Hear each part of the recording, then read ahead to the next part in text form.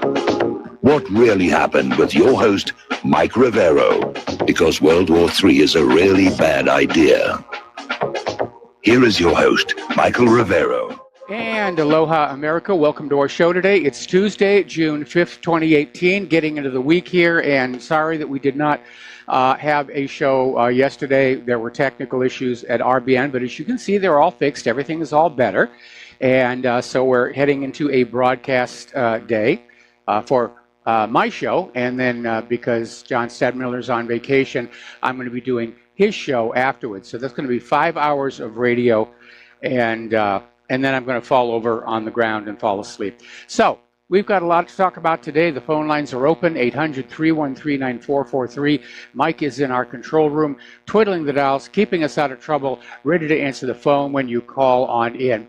So let's get right on into it. Over in the war zones, U.S. airstrikes basically are violating international law. And Amnesty International has come on out and said that during the battle for Raqqa in Syria last October, the U.S. was just bombing civilians like crazy, and that's a violation of international law. But we know the U.S. government really isn't all that concerned about international law because they've been using torture on prisoners, and apparently it was more widespread than most Americans know. They tried to keep it completely secret. Then the photos got leaked out of Abu Ghraib. And then once people said, oh my goodness, look what the U.S. government is doing, more leaks came on out. But apparently it's still ongoing. There are people in our government who seem to think torture actually works, even though most experts will tell you, no, it does not. It does not produce actionable intelligence. All you can get with torture is a politically expedient confession.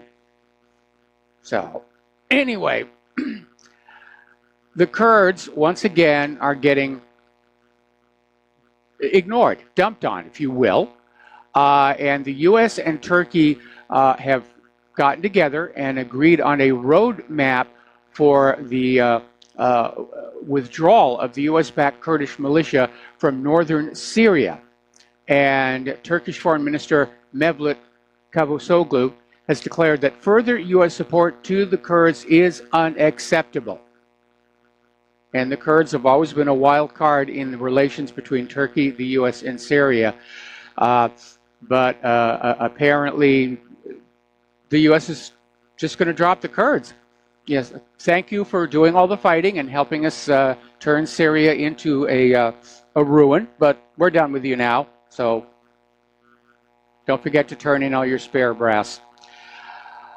Now, as you know, Israel is making a big stink over what it claims are Iranian troops inside Syria. And it's using that claim of Iranian troops inside Syria to justify its aggressions against Syria. But Damascus has come on out and said there are no Iranian troops on the ground engaged in combat in Syria. There are Iranian military advisors which are there to help Syria fight the terrorist groups. But they're advisors. They're not under arms. But Israel is still out there screaming, they've got to go, they've got to go. It's not really Israel's business anyway. Syria has invited these people in. Russia is once again sounding the warning to expect a chemical weapons false flag staged by the U.S. and terrorists in order to justify the U.S. going back on into Syria and trying yet one more time to get rid of Bashar al-Assad. They've only been at this for what, going on 8 years now? Now, Netanyahu is getting ready to travel to Berlin to discuss the Mideast with Angela Merkel. And the talks are basically going to be mostly focused on Iran and figuring out some way to get everybody else to go whoop on Iran, even though Iran has not done much of anything to anybody. But they are a target. Israel wants them destroyed. So Netanyahu's starting to make the rounds leading up to an invasion there. Apparently, again, getting on back to Syria, Syrian government forces repelled an ISIS attack on their positions east of the town of Hazrat in southeastern Deir ez-Zor. And according to reports, ISIS used small boats to cross the Euphrates to its western bank and then carried out the attack. Getting back to Iran, I know these are a little out of order. I was a little rushed putting this all together. Iran has announced they're going to resume construction of advanced centrifuges. Now, they're claiming that their activities will remain within the framework of the 2015 nuclear agreement, which they want to maintain with Europe, even though Donald Trump has pulled out. And they are building these centrifuges to make fuel rods for their nuclear power reactor, which they are allowed to have under the Nuclear Non-Proliferation Treaty. So they're moving more and more toward nuclear power because Iran understands there's only so much oil under that desert. And when it's gone, it's gone. They want to generate their electricity with nuclear power, and then they want to sell the oil, which is a good business sense. But the U.S. is going to start screaming, oh, they're building nuclear weapons, and Israel's going to scream, oh, they're building nuclear weapons. And by the way, the fact that Trump has pulled out of the Iran deal, Iran is still okay with all those TV cameras and IAEA inspections. Iran wants the deal to go forward as the P4+1. But they are exercising their rights under the Non-Proliferation Treaty. All right, we're going to do a shout out now to our on-air affiliates who are just now rejoining our network. And let's see. Apparently, the United States, again, huge amounts of money. They're going to build a powerful missile shield in Germany that will further inflame tensions with both Moscow and Tehran. Now, remember, it was when the United States put nuclear missiles into Turkey that triggered the Cuban Missile Crisis. So, once again, the United States is out there provoking Russia with missiles. Meanwhile, NATO is deploying 30,000 troops to Eastern Europe, and they're launching a massive drill to, confront Russian aggression. Now, I'm sorry, but anybody can look and see who the aggressive parties are. And it's not Russia, and it's not Iran. It's not North Korea, it's not China. It is Israel and the United States and NATO, which has sort of become a de facto extension of the Pentagon. Vladimir Putin has issued a statement once again rejecting the claim that Russia annexed Crimea and reminding everybody that this was a democratic move on the part of the Crimean people to return to Russia.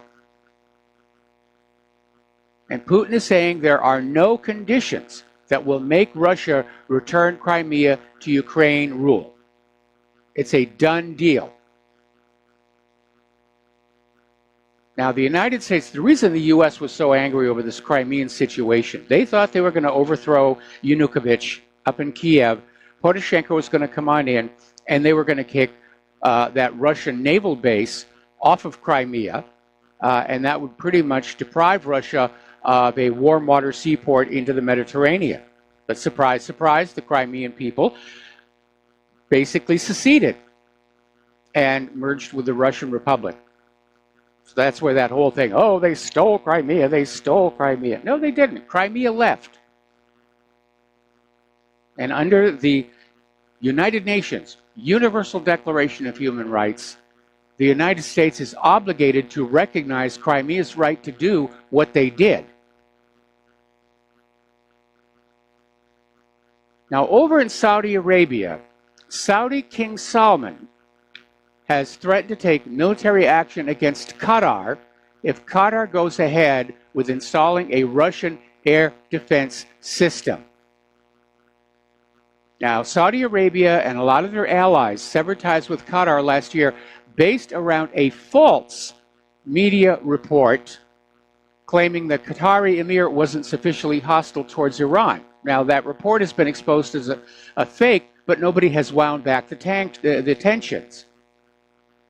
The Saudis have since suggested they channel out the entire Qatari border, effectively turning it into an island, and dump nuclear waste in the area. And around this growing hostility by Saudi Arabia toward Qatar, the nation has made a deal to buy the S-400 air defense systems from Russia. And Russia says the plans to deliver the missiles have not changed despite the Saudi threats. Now, what's interesting about this story is they're talking about the elderly King Salman, not the Crown Prince. We're still trying to figure out where the Crown Prince went. Now, Saudi King Salman is very old, and it may be that somebody is setting policy and speaking in his name. But it's another indicator that something may have happened to Mohammed bin Salman, the Crown Prince.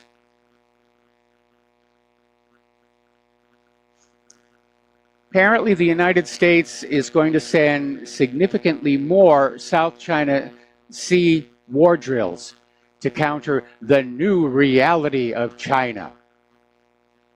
I don't think there's a new reality involved here. What everybody seems to forget is those islands were recognized Chinese territory prior to World War II. Japan conquered them, and after Japan lost World War II, those islands were given back to China through a document called the Cairo Convention, which all of the allies, including the United States, signed. All of these people claiming that, they have a right to these islands. They're basically talking about their right to steal the islands, and China has got an equivalent right to defend its sovereign territory.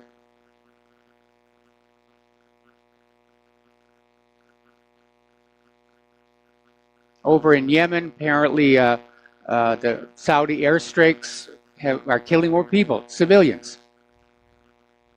And one attack targeted the Gamar district of Sada province. 3 people, including a child, were killed. Separate attacks, Saudi warplanes bombed Yemen's oil company in the capital Sana'a, leaving 4 people dead. So it's still going on. Now, there is a little bit of light on the horizon.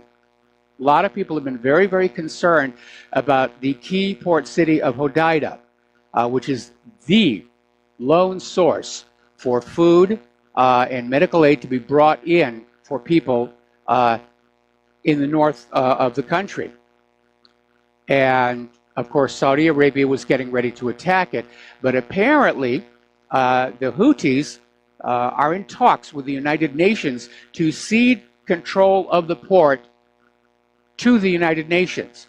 This would take the city off the battlefield, but leave it available to be used to import food and medical aid. Sounds like a really good solution if Saudi Arabia goes along with the authority of the United Nations. So,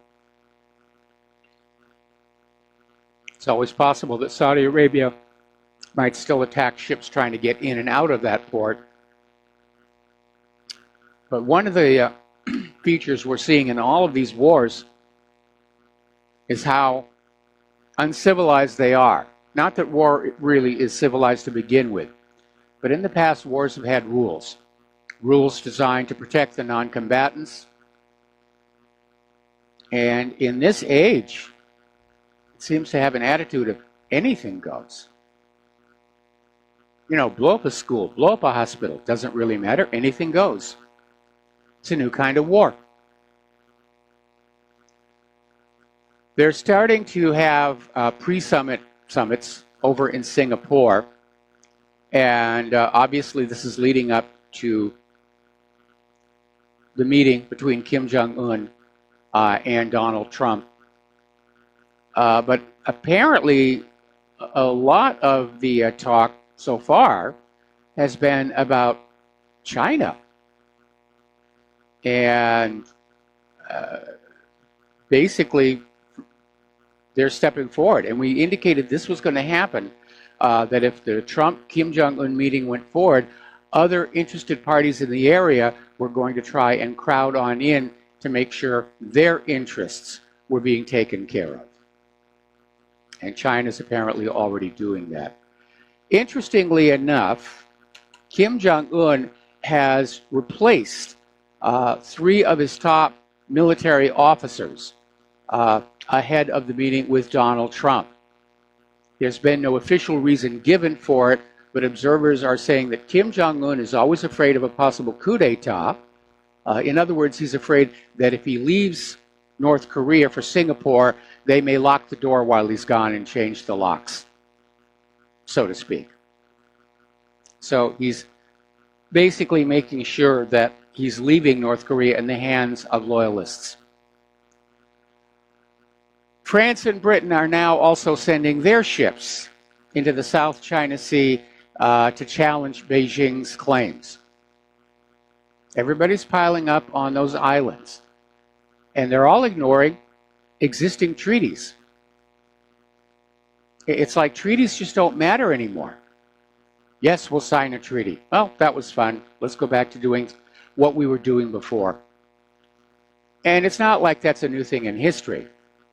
When the Magna Carta was signed. But it's hard to have a peaceful world. It's hard to have a civilized world when nations, governments, cannot be trusted to keep their promises. Down in Venezuela, their foreign minister has accused Secretary of State Mike Pompeo of attempting to start a coup d'etat against the Caracas government. Jorge Areza, the Venezuelan official, promised to fight the imperialists to the north, and he delivered a strong rebuke following Pompeo's calls for the Organization of American States to suspend Venezuela from the Hemispheric Organization. Pompeo also called on allies to sanction and further isolate the government of Venezuelan leader Nicolas Maduro. There's that word again, sanctions, sanctions, sanctions. Keep that in mind. I'm going to be making an important point about that a little further in the show. Excuse me. As you know, end of this month, June 27th, we're going to have the RIMPAC exercise here in Hawaii, where all these nations are joining on in, except North Korea has been disinvited, at least for the moment. Interestingly enough, even though it's supposed to be Rim of the Pacific exercises, Israel is sending some ships and their crew to exercise at RIMPAC. And Israel is also joining a NATO drill in Europe for the first time. So they're getting on out there and rattling their sabers. Israeli forces have detained 12 Palestinian worshippers from inside the Al-Aqsa Mosque's courtyard. And dozens of Israeli police officers stormed the compound. And all these Palestinians were doing was just sitting there reading the Quran in the mosque courtyards. That's like you taking your Bible to your church and reading the Bible at the church. That's all they were doing. But the police officers arrested these Palestinians. No explanation was given. And while all this was going on, 53 Jewish settlers forced their way into the site.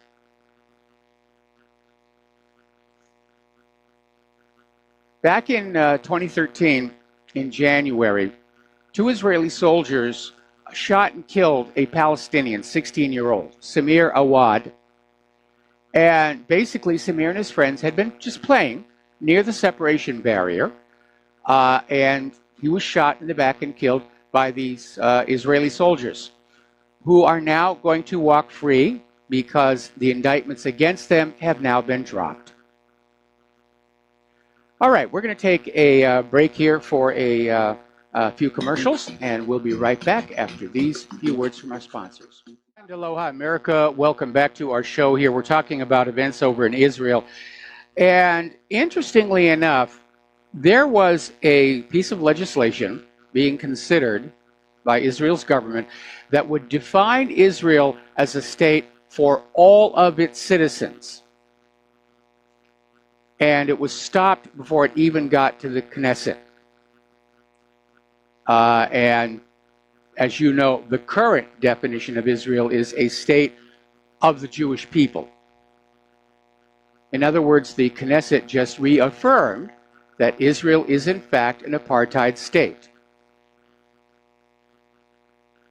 Now, we're still seeing the repercussions from the Bloody Monday massacre, and it is building around the world. It is building around the world. And Norway has basically said that it's okay if people who live in Norway want to boycott the goods and services produced in the illegal settlements. That doing so does not contradict Norway's international commitments. The city of Barcelona has endorsed the call for a comprehensive military embargo on Israeli apartheid. And a lot of people are starting to say, where are the boycotts and sanctions that we saw when South Africa was an apartheid state? Why aren't we seeing them now? So Israel's lock on the world's politics, it's slipping because they went one step too far, which is a pattern that has repeated throughout history. They'll get to about 90% of where they want to get, then they'll take that one step that goes over the line here. Apparently, out in California, there's a candidate running for office, Republican Aaron Cruz, who's out there screaming, you stand against Israel, you stand against God's chosen people, you stand against God. It's that simple. No, it isn't that simple. If for no other reason than the vast majority of people living in Israel are not, in fact, God's chosen people. God's chosen people were the Hebrews. And the Ashkenazi are descendants of Central Asian Khazars, saying that Israel should be allowed to do whatever they want because they were written about in the Torah, or they wrote about themselves in the Torah. Let's be honest about that. It makes as much sense as me adopting a Native American religion and then claiming ownership of this land. It really doesn't work all that well. And of course, we had that humiliation last week where Nikki Haley was in the Security Council screaming that Hamas is to blame for all the violence, that Israel is under threat, that Israel has a right to defend itself. Actually, technically, under international law, no, they don't, because Israel is the aggressor. They have illegally seized Palestinian land. They have established a blockade illegally. That they've lost the right to claim that they're defending themselves by any of their actions. So anyway, the entire Security Council pretty much said, yeah, something's got to be done to protect the Palestinian people. Nikki Haley used her veto to end that. Then she introduced her own resolution that did nothing but say Hamas is to blame and Israel is doing good things. That one got voted down completely. So yeah, Israel's might in politics is definitely slipping here. Here's an interesting little story. This came out of the Daily Sabah. And apparently Israeli authorities are excavating a cemetery, an historic cemetery, Bab al-Rama, just outside the eastern wall of Al-Aqsa Mosque in Jerusalem. And Israel's Nature and Parks Authority began digging up the graves 3 weeks ago in order to establish a national park on parts of the cemetery's land. Now, the centuries-old cemetery has great religious significance, and it's the site of the graves of Ubada ibn al-Samit and Shaddad ibn Aus, who were companions of the Prophet Muhammad. And I put the story up here to make a point, because every time a Jewish grave is so much as scratched, it's all over the news. Oh, desecration of our Jewish cemeteries. It's anti-Semitic, it's Jew hate and everything. But when it's Arab graves, even historically important ones, no big deal. Knock it over. We're going to put a park bench here. Now, a lot of people were looking forward to seeing the American version of Al Jazeera's series on the Israel lobby. They already broadcast the one about Great Britain, and we were all looking forward to the one for the United States. There's unfortunately been a bit of a setback. More about that when we come back from these words from our sponsors. And aloha America, welcome back to our show. So we're talking about Al Jazeera produced at least two of these documentaries on the influence of the Israel lobby. And the first one was broadcast in Great Britain about the Israel lobby in Great Britain. And of course, Israel was screaming about that. It's anti-Semitic, it's, incitement and so forth. And then word came on out that Al Jazeera had produced a similar documentary right here in the United States, which involved a lot of interviews, even some hidden camera stuff. And of course, Israel was in a panic because the last thing Israel wants Americans to understand is that we're living under foreign puppet rule. And so there was a lot of pressure brought to bear on Al Jazeera, which is owned by Qatar. And as you know, there's a lot of pressure on Qatar as it is. But apparently, Qatar is now forbidding Al Jazeera from airing the documentary on the American Israel lobby out of concerns or threats that the U.S. would pull its massive Al Udeid air base out of the Gulf state, or that the Saudis might actually invade, which is always an ongoing threat hanging over their heads like the sword of Damocles. But Qatar is saying this is a matter of national security, and so they will not allow the video to get out.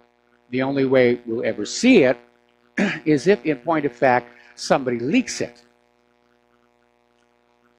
Okay, there are primaries going on in 8 states today, and a lot of people are saying this is really going to be the make or break point for Democrats going into November to see how well that they do. And we put up this video where Maxine Waters had a meet and greet, get out the vote kind of a thing, get out the tweets and get out the vote. It didn't go as well as Maxine might like. There were a grand total of 12 people there. And that's including the cameraman. So it may be that she's going to have a very, very hard time this November, absent massive election fraud, which continues to be a huge, huge problem in this country. Senator Lindsey Graham has just sent a letter to Deputy Attorney General Rod Rosenstein demanding that he recuse himself from any more contact with the Mueller probe, owing to the fact that Rosenstein might now actually be a witness. And we'll see what Rosenstein is going to do about that. But apparently they're scrambling over there. And it's been all these months and all that money. They still can't find anything.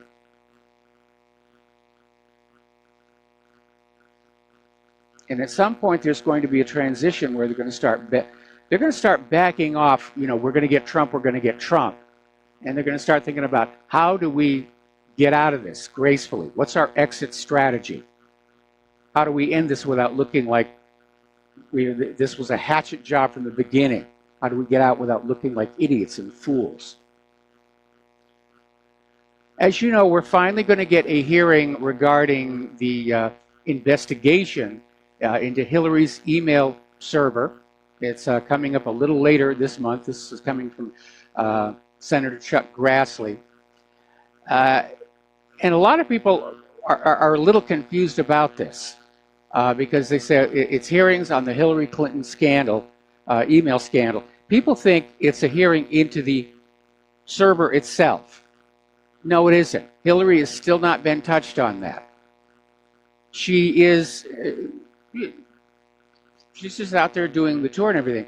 This is a hearing for the Inspector General's report on how the Department of Justice and FBI managed the investigation into Hillary's email server. And it looks to me like there may be a few heads that are going to roll over there at the Department of Justice and FBI. And then they'll say, see, it's all over and done with. No more to see here. We did our job. It's all been taken care of, which is ridiculous. We still don't know what happened with that server. We don't know how much classified information was on it. We do know that there were Title 18 violations involved, and I still want to know if there was an espionage ring going on. Now, over at the Capitol building, over at the Imran Awan case, there's something definitely funny going on over there. And there's an article from Judicial Watch saying there very obviously is a cover-up going on, where the Awan brothers had been allowed into the Capitol building without the usual vetting. They'd sort of been brought on in by Debbie Wasserman Schultz. They got all these contracts with all these members of Congress to maintain their computers, which gave them access to the computers.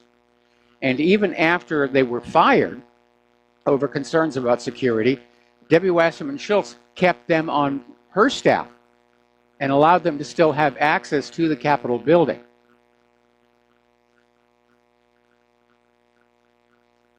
So, was this a separate espionage operation? Was it in fact part of a much larger operation that was connected with the email server? But apparently whatever's going on over there, story that came out of 12160, is that Debbie Wasserman Schultz literally screamed at House officials with profanity, trying to get them to shut down the probe into the Awan brothers' hacking of congressional computers. So, Bill Clinton's out there. He's on a book tour. He co-authored a book called The President is Missing.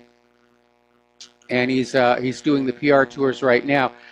And it was kind of a reckless thing for him to do because he walked into a public relations buzzsaw and Clinton basically got ambushed on a number of subjects, including Monica Lewinsky.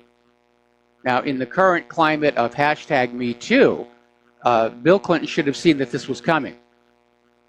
And he was questioned about his affair with Lewinsky and wasn't able to tap dance away from it. What he was able to do 20 years ago when he was president, it doesn't work anymore. And it was obvious that Clinton was very angry about this, that he was out there to push his book and make more money, like he doesn't have enough. But he did go on out and say that he doesn't feel he owes an apology to Monica Lewinsky. In fact, Bill Clinton is out there saying he's the victim. I mean, look at all the trouble that came out of this one little fluffy thing over here on the side. That he's the victim. He's been made the victim. No, Bill, you made a choice. You're your own worst victim. Okay, now, Donald Trump's former campaign chairman, Paul Manafort, has been indicted by U.S. Special Counsel Robert Mueller, and he's been accused of attempting to tamper with potential witnesses. This is in a court filing on from the Mueller investigation. And Mueller asked the judge to revoke or revise an order releasing Manafort ahead of his trial. Manafort was released to home confinement last October. So again, Mueller is just out there to find anything that he can use to justify all the time and money. And notice the indictment is attempted to tamper with a potential witness. There was an article over at Judicial Watch saying there's no there. It's just another desperate grab to try and scare somebody into turning on the president here. Story coming out of Blacklisted News. The Council on Foreign Relations has come on out saying that the U.S. government has to use propaganda on the American people. How far we have come. When I was a kid, there was actually a law that the U.S. government could not use propaganda on the American people. Then they rescinded that law, and now you've got the Council on Foreign Relations saying absolutely the U.S. government has to use propaganda on Americans. Or like George Bush said, you've got to catapult the propaganda forward. And let's call it what it is, lying. That's what they're saying. The Council on Foreign Relations is saying the government has no choice but to lie to the American people, presumably to keep the war agenda moving forward.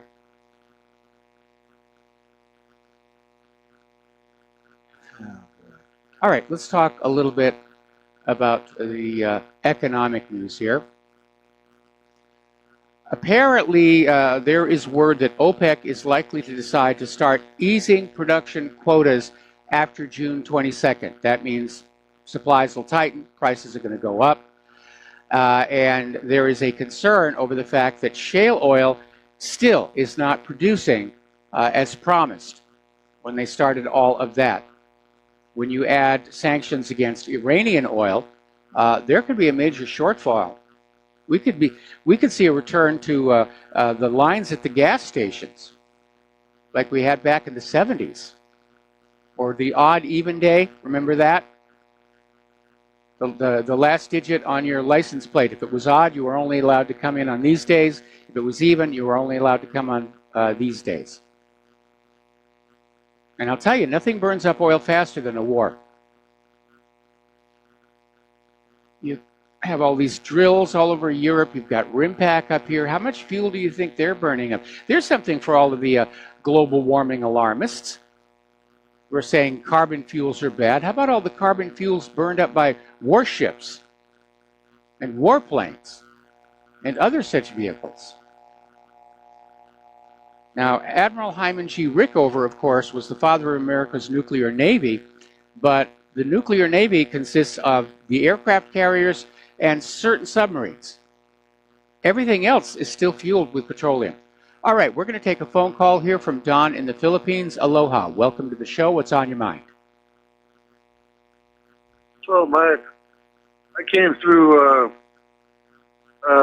TSA, and this time I came up with a new plan that I could help TSA. And I told them, actually, if they have a suggestion lady you can talk to. But here's what happened. I went through there. I'm supposed to have that known traveler status. Yep. But I got the known traveler status after I bought the ticket. So the Asian Airlines did not put it on my boarding pass. So even though I had the letter in my pocket that said I have a TSA pre-check number, then the TSA said, no, it's no good. You have to have it. Even though I had a letter from the TSA stating this, that's no good. It has to be on the boarding pass. So anyway, I went through there, and this time I decided to try. It was the first time I tried opt-out instead of going through the X-ray machine. Mm-hmm. And so I went there, and this guy, you have to wait for a while. The guy just, have you ever done that? Have I ever done what? Opt-out. I haven't. Claire has. She didn't like it. Okay, anyway, I went, it wasn't that bad, but I went there, and this guy starts groping me and everything, but one thing that happened was kind of funny. He was feeling underneath my arms there, and I'm ticklish. I told the guy, hey, I'm ticklish. I was laughing, and then all the other people looked at me, and they were laughing too, you know, but he said, you can't, this is not the time to be ticklish. I said, well, I can't help it, I'm ticklish, you know, but he said, if you move, I'm not going to let you through here. So I had to kind of, somehow, actually what he did is he quit trying to feel me underneath my arms. But anyway, I got this idea while he was doing all this. I told him, look, why can't I just take my shirt off, you know? And you can look, you can visually inspect every inch of my skin without touching me. You know? And then I had on a further extension of this, and you could, they could have a different opt-out for you when you could just, instead of getting groped, and the other option being going through the X-ray, instead of getting groped, they could have a room where you just strip naked. And then they wouldn't even need a person in there. They could just visually inspect you with a camera. They could even, as far as I'm concerned, they could make a video and keep it forever that you don't have any thing on your skin there anymore. Anyway, Okay. then I went and told the lady there, and I finally gave her, they have a lady there that you can complain to. And she said she would email that to the headquarters. What do you think about my idea, Mike? I think probably most people would find the idea very offensive, but then we pretty much find the whole TSA thing offensive. It's just a jobs program. I mean, Michael Chertoff, when he was head of Homeland Security, he set all this up, the chemical swabs, the rubber gloves, the scanner machines, and all of this stuff. Then he left government service to found a company, the Chertoff Group, which sells the chemical swabs and the rubber gloves and the X-ray scanners and everything. Yeah. It's so absurd. Every time I go through that, it just strikes me again that the total absurdity. They're looking for you. What are they? They're looking for bombs, I guess. Bombs somewhere. I don't know what So they're looking for. The whole thing just. Yeah, I don't know exactly. Maybe they're looking also in case there's a knife, but you could have one up your anus, I guess, and they don't look up there. So I don't know. The whole thing gets me every time I go through it. So I just wanted to express my contempt for it. And the lady told me the same thing. Most people would be find it offensive to take your clothes off. And I told her the same thing you just said. I said every square inch of the TSA is offensive. The whole thing, the whole shebang, is totally offensive. But anyway, I'll let you know, Mike. Thanks a lot. All right, thanks an awful lot. We're going to let you go, and the phone lines are open for anybody else who wants to call on in. And yeah, TSA has made traveling very bothersome. I used to love to travel. I used to love to fly. Not anymore. Unfortunately, living on an island, if we go anywhere, we have to get on an airplane, and we have to let TSA do what TSA does. But as Claire likes to put it, why are we being treated like we're the criminals? Because that's exactly how it all makes you feel. All right, we're going to take another break for commercials, and we'll be right back. And aloha, America. Welcome back to our show. We're going to go back to the phones here to Kathleen in Paris. Aloha, Kathleen. Welcome to the show. What's on your mind? Hi, Michael. You're talking about the TSA and being examined and blah, blah. And so I wanted to tell you about what I have done to protect myself against this. I don't like being x-rayed, and recently I traveled to Tunisia, and anyway, I got a doctor's prescription, which says that I need to be protected from X-rays. Because what I found out was here in Paris, if I go into any museum, the Louvre, the d'Orsay, the Pompidou Museum, they all want this metal detector or X-rays and blah blah, and so I try to protect myself because I think we all have enough of this microwave stuff going on, even with Wi-Fi in our house. So I got my doctor to write me a prescription saying that I should not be subjected to X-ray. That, it's better for me. And so, and it works. When I recently went on a trip to Tunisia, going and coming on the airlines, I did not have to go through the thingy. I had to be groped, okay, but I didn't have to be x-rayed. Going into the museum at the Bordeaux, going into the museum also earlier at the d'Orsay and the Louvre and the Bordeaux, yes, I think I said that, and the Pompidou. They respect this little this prescription from my doctor that says it's not good for me to go through there. And sometimes all I have to do is sort of pat my chest as if I have a pacemaker or something. And I'm not asked to go through the x-ray. Well, the first thing I want to comment about is you're throwing around very different technologies, because an X-ray is very different from a metal detector. I mean, completely different. Right. And when you're talking about the newest generation airport scanners, they actually don't use X-rays. It's a form of ultra-high frequency radar. It does have a problem, though, due to a phenomenon called molecular resonance. But we have become this total surveillance state, planet, if you will.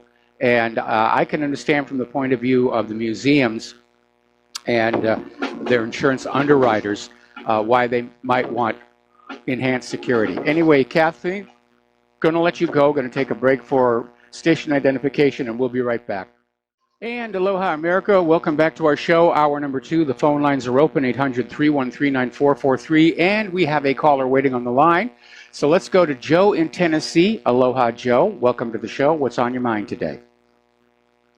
Hi, Mike. I think it's a mistake to bring up apartheid with comparing the Palestinians. And the reason I say it's a mistake is if you were a white South African looking back on what a big mistake the getting rid of apartheid was, as all the farmers are being murdered and the starvation will soon be happening in South Africa, I think that you're actually giving succor to the Zionist nationalists who, looking at what happened to South Africa, would realize what a big mistake it would be to give the Palestinians equal voting rights and citizenship, just like Zionist Israelis. Well, Joe, I used to be very sympathetic to the Palestinians, but I've seen how these Arab Muslims have acted in Sweden and Germany and everywhere they go with their rape gangs. And okay, Joe, I'm sorry Joe, to say it, but I've kind of had it with their behavior. Joe, let me cut in on you. First of all, what's happening down in South Africa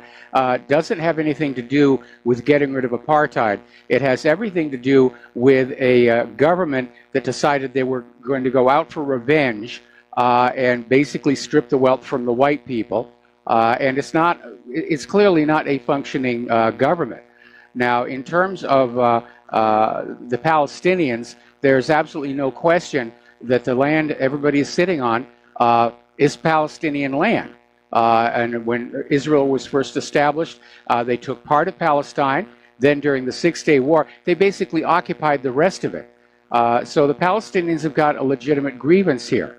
Now, I don't want to see Israel/Palestine deteriorate the way Zimbabwe or South Africa did. But on the other hand, the current situation cannot go on.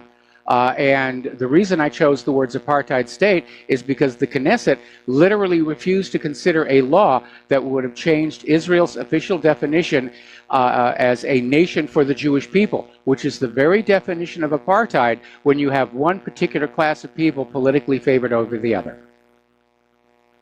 Well, I mean, the way we treated our American Indians and reservations and all that, we can't go back in time sometimes. I think that we really need out-of-the-box thinking for a solution for this. I don't know if it has to be a state in line with Jordan as far as the West Bank, because from what I see of the behavior of the Palestinians, I kind of agree with the Zionists that they're kind of very radicalized. I remember back in the late around the year 2000, before 9/11. Joe, yes. If somebody kicked you out of your home and shoved you into a giant open-air prison, wouldn't you be radicalized?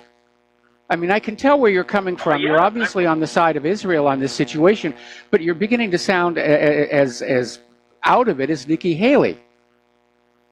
Well, I think that the genie has been let out of the bottle, and that's my whole point is that I don't like Nikki Haley at all. But I do think that it's very. I just want to give you an example about the year 2000 when I was very pro-Palestinian. I had a Jewish friend, and we were talking about it. And I said, "Look, your friends Israel, you have to give the Palestinians their rights." And there was a time when they really loosened up on the Palestinians, and there were bombings all over the freaking place. And I was kind of getting upset about it because I'm like, that they had liberal government, and the Israelis, and they cut down on all the stops and all that. Joe, next thing you know, there were the suicide bombers all over the place. Joe, yeah. Did it not occur to you that the Mossad was carrying out those bombings specifically to trick gullible people into ending their support for Palestine? That's possible. I mean, 9/11 was, there's a lot of Zionist fingerprints on that too, but a few years ago,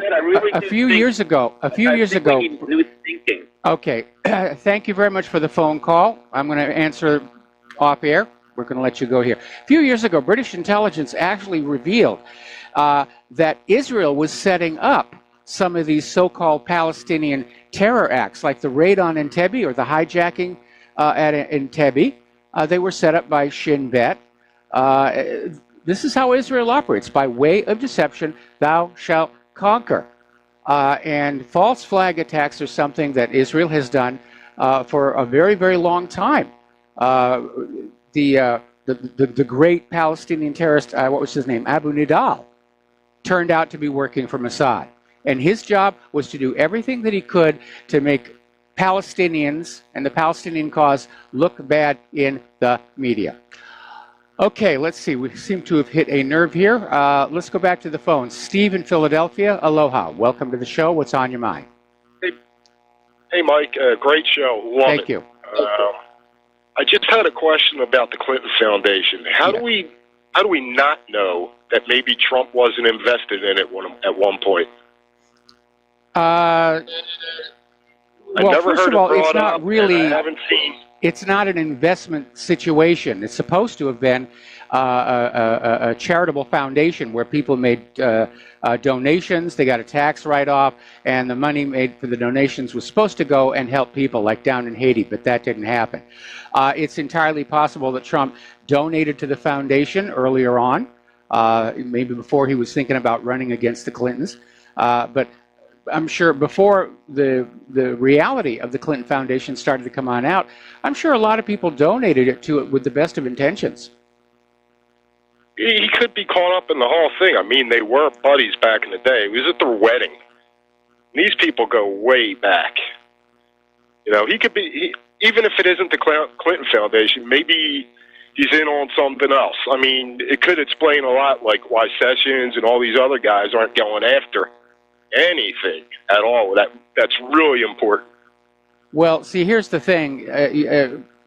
Everybody's going after Trump, and it's become very obvious that the entire machinery of government is somehow out to wreck Trump. And I don't understand why, because he's basically given them just about everything they wanted. More wars, tax cuts for the rich. Kissing the Israels. Yeah, definitely doing that. Definitely doing that. Yeah. Well, thanks a lot, Mike. Love the show. We'll call on again. I love it. All right. Thanks an awful lot here. And we're going to do a shout out to our on-air affiliates who are rejoining the network. Going back to the phones to Al in Canada. Aloha, Al. Welcome to the show. What's on your mind? Hi, Mike. We were talking to Joe there. It really peed me off. Where does he get the gonads big enough to compare Palestine to the people in South Africa, what's going on in Europe? They're separate people. They're absolutely different people. Gaza is the biggest open-air prison on the face of the planet. There's no disputing these facts. Yep. It has nothing to do with what's going on anywhere else in the world except in Palestine, which has been systematically taken away from these poor people. Joe was just out there trying to make excuses for Israel's behavior.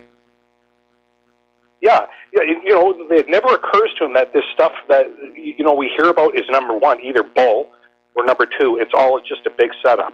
You got to be a special kind of gullible to actually to believe this nonsense after what's been going on there for 70 years. These people were forced off their land at the gunpoint, and some of them didn't even live through it.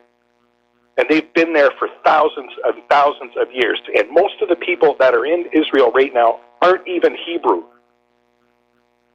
No, they're not. They have absolutely no claim to the land whatsoever, other than a piece of paper that says, oh, God said this. What God? Who's God? Where? Prove it. You know? But people have been brainwashed through the ages to believe that somehow some boogeyman in the sky can control everything and can and like you often say is the realtor of this planet. Oh, you are in charge of your own actions. And sooner or later, it's going to happen. Like, sooner or later, things are going to change in that area. It's going to happen. And I hope it happens quickly, because this has gone on long enough. Those people deserve to get their land back. Absolutely. Nonsense. Absolutely. All right, well, it's an incredible injustice, and it's happening right in front of our eyes and the eyes of the world. And you have the U.S. government enabling these kinds of atrocities.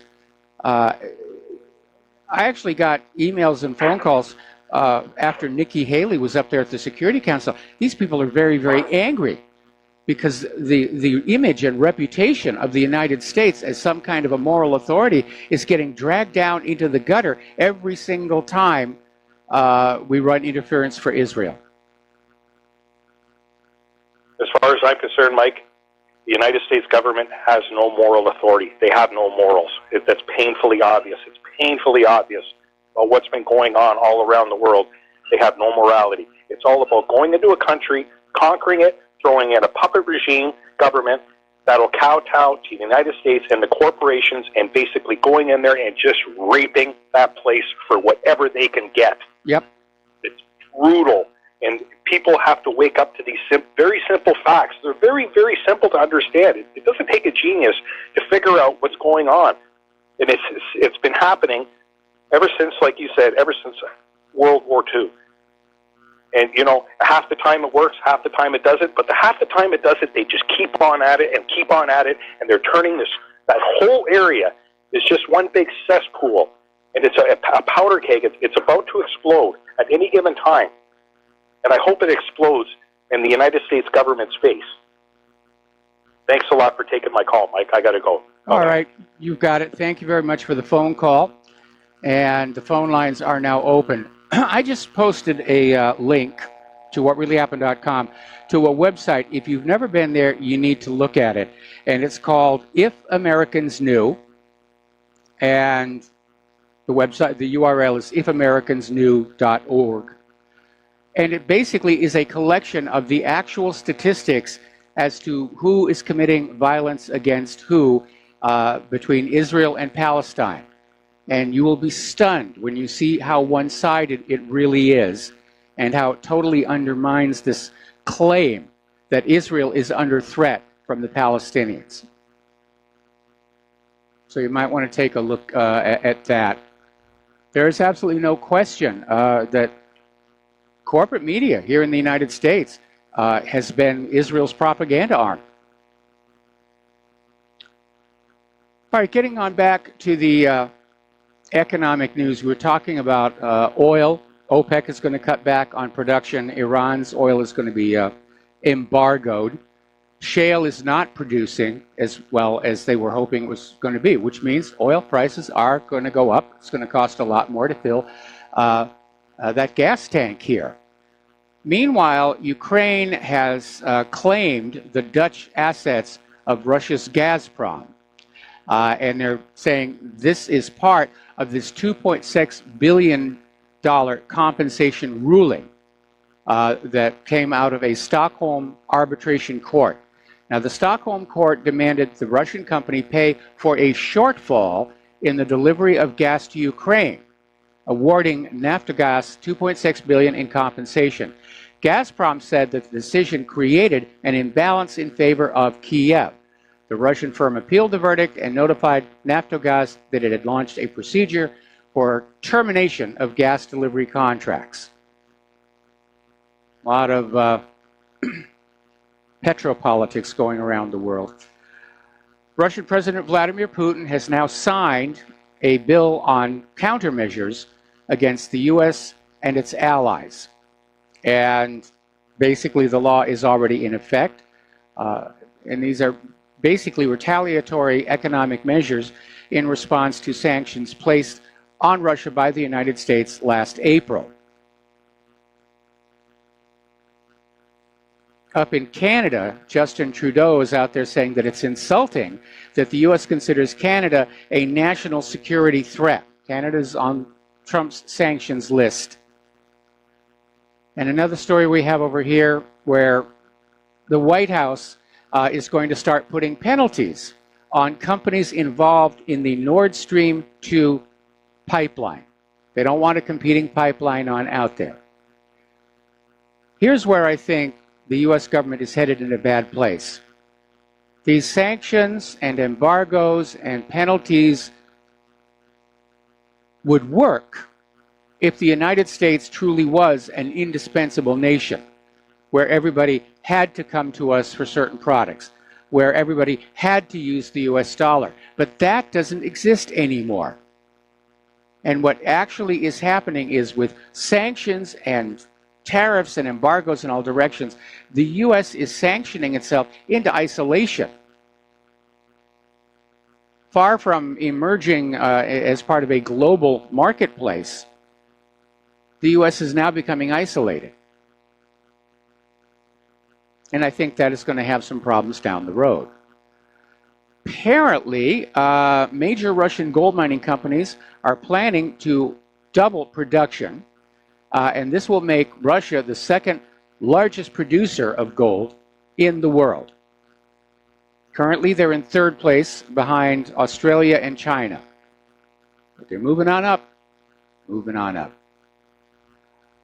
Over at the United Nations, the UN Special Reporter on Extreme Poverty and Human Rights, Philip Alston, has come on out with a report on the United States. And this report condemns the Trump administration for deliberately creating devastating inequality with his tax plan, which gave huge tax cuts to the ultra-wealthy, to wealthy corporations, and actually increased taxes on the middle class. And in this same report, they came on out and said that right now 40 million U.S. citizens live in a state of poverty. 5 million live in third world conditions because of inhumane government policies. We're not the greatest nation on earth anymore. It's all around us. We've become a banana republic. The top bananas have all the money.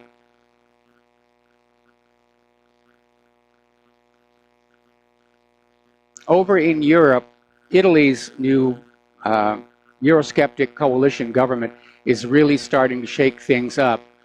And they're saying that they refuse to be the European Union's refugee camp, and they're going to start sending people home. The message is going out to the refugees: get ready to pack your bags. If you want to apply for asylum, do so from your home country. George Soros is upset about this, of course. He's trying to find some way that he can get Rome to back down on this, because Italy's right there in the middle of the EU. If Italy says we're out, the whole EU is going to fall apart. You've got Poland, Hungary, Great Britain, now Italy. It's not working. Over in Great Britain, their mayor, Sadiq Khan, is calling on members of parliament to ignore the will of the people and support the Brexit amendments put forward by the unelected House of Lords, including keeping Great Britain in the customs union. Now, I remember the last time I was in London, it was a very long time ago, and I got to tour the tower, and that wooden block and axe is still there. Just a friendly little reminder.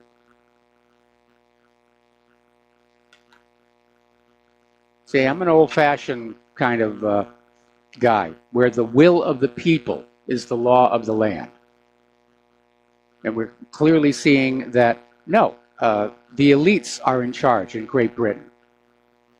We have massive election fraud here. The elites are in charge. We're showing all the symptoms of being a third world economic dictatorship. The United Nations says so. Okay, so we're going to take another break here for commercials, and we'll be right back after these few words. And aloha America, welcome back to our show here, and we're talking about Europe. We're talking about, well, all kinds of things that are going on over there, and you really do get a sense that despite George Soros' best efforts and all of that money, that the EU is starting to come apart. Certainly the people, ordinary people, they're tired of it. They're tired of the refugee problem. They're tired of the poverty imposed by the European Central Bank. They want out. They definitely want out. Story coming out of Post News 2. Donald Trump's ambassador to Germany has suggested he will intervene in European politics to empower conservatives in comments that have been criticized as going beyond the traditional role of a diplomat. And yeah, it is. And it's also hypocritical, given all this ranting and raving about how Russia was interfering in our elections. Well, it's okay when we do it. We're the United States. We're the good guys. Down in Mexico, what a terrible place that has become with all the drug corruption going on. They're trying to hold elections. And so far, 110 electoral candidates have been murdered since last September. This according to Mexico's national police. Apparently, 3 more female politicians were murdered just over this last weekend. Now, here's an interesting little story. The German Alternative for Germany chief is being attacked for saying that people shouldn't be obsessing about Hitler and the Nazis. It was just that one moment. And, you know, it was 12 years, and it did have an impact. But he's saying, really, it's time to let that pass into history and look at all of German history, most of which is quite positive, except for the 2 world wars. And he's being attacked for it. Because certainly Israel wants everybody to just stay obsessed with Hitler and the Nazis. I'm in agreement with this guy. It's time to let it go. It all happened before we were even born. I'm 65. I'm about to turn 66. This was all over and done with before I was born. Why is it still a mainstay of entertainment? When Hitler was setting things up, he used to brag about 1,000-year Reich. He wanted to be immortal. He wanted to be remembered. Why are we giving this guy exactly what he wanted? Let's throw him in the dustbin of history. Just consign him to historical anonymity. It's not worth thinking about anymore. We have things happening today, now, that are bad.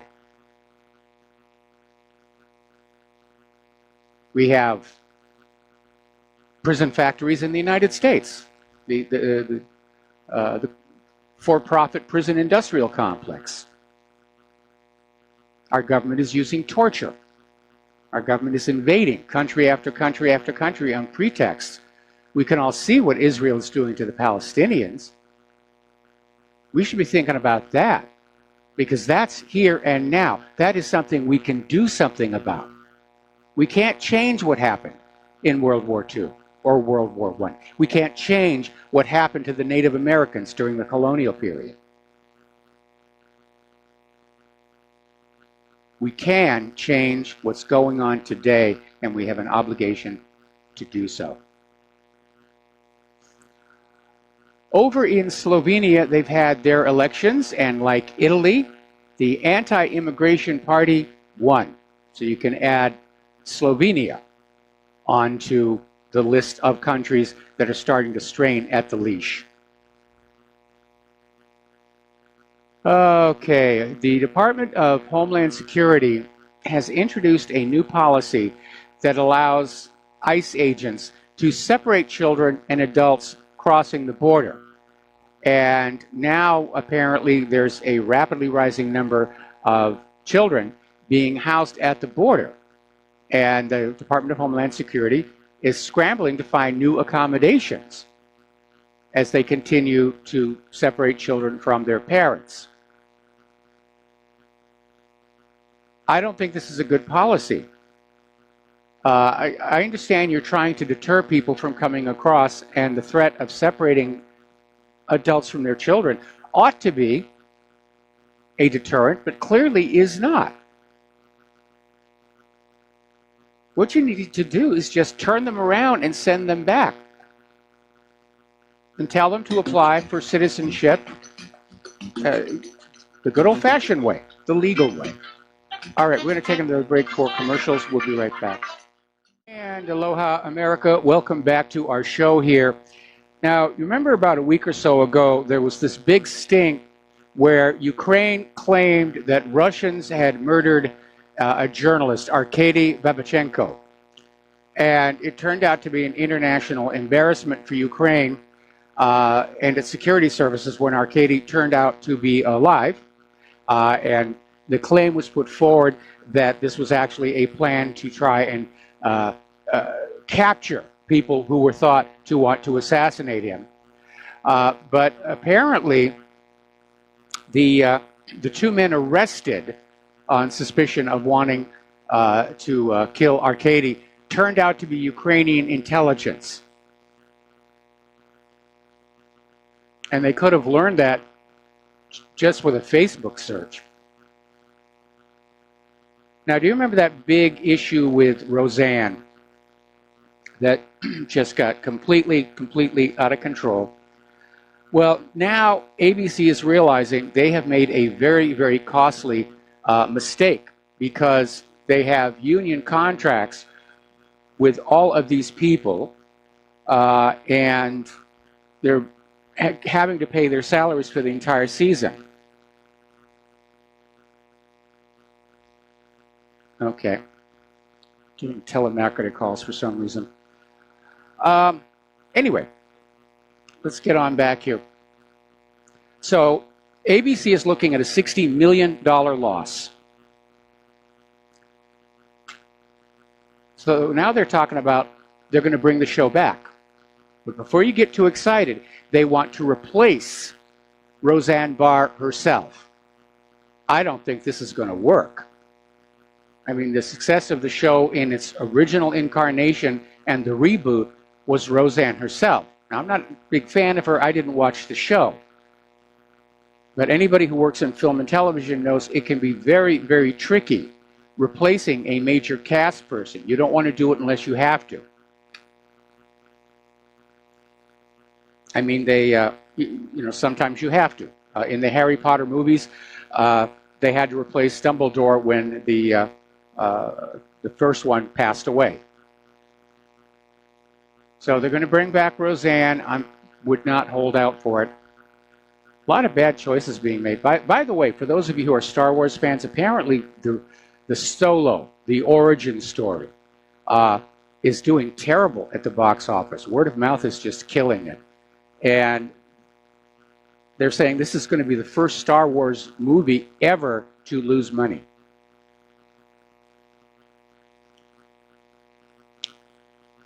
As you know, Monsanto and Bayer are now merging to form one humongous globe-straddling company. And because the Monsanto brand is so damaged, it will be dropped from the new corporation. Now, whether it's just going to be called Bayer or they're going to come up with a completely new name is unknown. But they have said that, yes, Monsanto will go away because it's got too much negative connotation. I can't believe that this is still going on. The Supreme Court of the United States has ruled that the Colorado Civil Rights Commission violated the rights of the Christian baker who refused to make a wedding cake for a gay couple. Now, they didn't actually address the issue of whether that refusal to make a cake for a gay couple based on religion was an exercise in First Amendment rights. But they did rule that basically the Colorado Civil Rights Commission did violate the rights of the Christian baker. So that, at least for the moment, is over. But it's amazing how hard the left is pushing this because, and again, it's a provocation. I mean, Nancy Pelosi weighed in on this, literally saying, "You bake those cakes, you Christians. You absolutely have to do that." And why are they making this an issue? I mean, to me, all businesses have the right to refuse to serve people. They'll even have a sign on the wall. And all of a sudden we have the government passing laws saying that you must serve people that you may not like. You're being exclusionary. You're discriminating. No, it's the gay community that is pushing this issue. See, to me, the common sense thing is if I go into a bakery and I want a cake, and they say, "I'm really sorry, I would prefer not to," and I just say, "Okay, fine, I'll go someplace else." A lot of bakeries in town. It's not like that one was the only one in the state or something. They're just pushing that issue. And I think they're making a mistake because the LGBTQ community is becoming more and more militant, and that's a wrong direction to go. Now, back when the gays just wanted acceptance, that was fine. We accept you.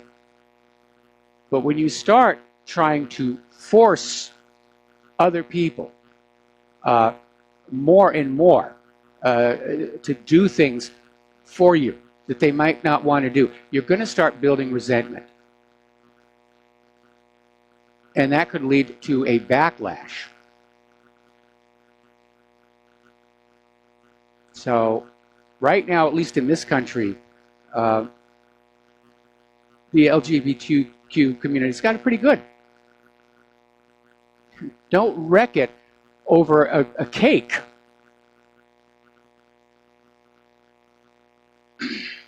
All right.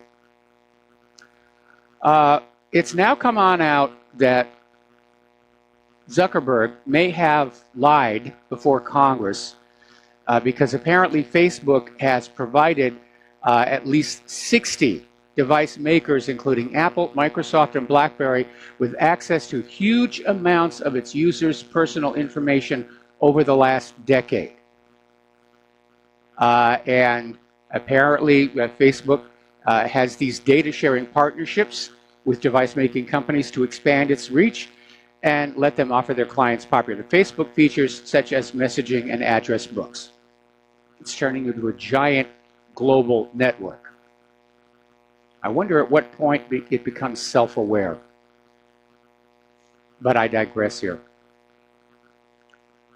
So, the latest big scandal coming on out of Facebook. And I can't believe this nonsense is still going on too. Apparently, Donald Trump decided to cancel the traditional White House visit for the Super Bowl winning team, the Super Bowl champions. And the Philadelphia Eagles were set to visit the White House, but many on the team decided not to come because of Trump's view on kneeling during the anthem. And at that point, Trump pulled the invitation. Guys, you're professional athletes. You're there to entertain the football fans. We're just letting politics just swamp everything else, including our common sense. Okay, we're going to take another phone call. Pete in Florida, aloha. Welcome to the show. What's on your mind? Mike, I thought I'd go with something a little less intense. It's been a very interesting show, my friend. You're hopping around to a lot of very interesting topics, but I thought I'd like to get your 2 cents on GitHub's acquisition by Microsoft and what the implications of that might be for the future of software development. You're talking about GitHub? Yeah, Microsoft just bought them for $7.5 billion. Yeah, that's a very good deal for GitHub's owners. Yeah, it's going to put Microsoft into a position of further extending control over software development. And it's already, well, let me put it this way. I grew up in a world of computers where, BASIC, Unix, the C programming language, very simple development environments. And you'd write your code, you'd compile it, you'd link it, it would run. And the few times I've tried to develop on the Windows platform, I can see very clearly that the tools are set up for teams of people, not an individual. And I think software development is being corporatized, and at some point, I think Microsoft's plan is to take it entirely out of the hands of the end user. And there have, in fact, been efforts to make compilers controlled technology in the past out of concern for computer hacking and various other things like that. There was actually, this back in the late 1990s, there was actually a move in Congress to require compilers to have a license. And that one failed, though, because if you know what you're doing, you can actually write your own compiler, or you can write in the native machine code of the machine. It's a little more difficult to do. But I think, I think Microsoft wants to basically sort of become the go-to place for all software development. Obviously, that will not apply to Macintosh computers. Obviously, it will not apply to Linux boxes. But somewhere down the road, I think Microsoft is really pushing to become a monopoly. And that would be a terrible thing because, frankly, I don't think they've got the best product. I have this one Windows 10 laptop. It is absolutely unusable. And because of the way the BIOS is hardwired, I can't take it back to like Windows 7. And yes, I know there are all these third-party add-ons that you can put on it where it will look and feel like Windows 7, but it's a huge hit on the processor. And between that and Microsoft's aggressive sales posture, if you will, I think the acquisition of GitHub is about Microsoft wanting to basically have a larger control over software development. Do you see any analogy there between that and what governments eventually do? They just, I shouldn't even say, that's the other thing too. It's such about language, like they shouldn't be called governments. They should be called government employees so we can individualize them the way they're removing our individuality, that this wealth of power always at the top, but it's not some nebulous government. It's a few people who are, controlling things like Trump. And I held my nose the same way you did when I voted for him. And I'm very disappointed, much the same way he is, or you are. Yep. And that 20-page confidential letter or whatever that Rudy Giuliani and his other lawyers sent out was just absurd. The fact that we, the 330 million people who actually own this country, are letting these morons get away with this stuff. Yeah, it is. And again, normally governments do not want the political infighting to be seen by the public, because it makes the public very nervous and wonder if the government is actually operating correctly. So when you see this kind of factionalism out on public display, it does send a warning sign that there are serious problems within the government, along with the fact that all of these deep state agencies were very clearly out to get Trump, out to protect Hillary Clinton. You would have to be just totally a moron not to understand something very dark and devious is going on. So where does that leave us, buddy? I mean, I'm trying to get to that. I know you don't advocate violence, and I don't want to see it either. The show before yours was, I think, had an audio recording of the Finicum guy, and he was probably a lot more ready for that than most of us. And I'm just thinking there's something diplomatically that we should be able to do in mass. I don't know that there is. As I've said before, I see so many parallels between the current U.S. government and the former Soviet Union just before it fell apart. And I think that's where this government is going. And we're just going to have to be patient and ride it out and be ready when it does happen to stand up 330 million Americans and say, this is going to be the new government of this country, the Constitution, the first 13 amendments, and so forth. Okay? Okay, I'll be the first one to elect you, and good luck with the next, 3 hours you got left, I think, 4 hours? Yeah, it's going to be a long day, and I'm already very, very tired.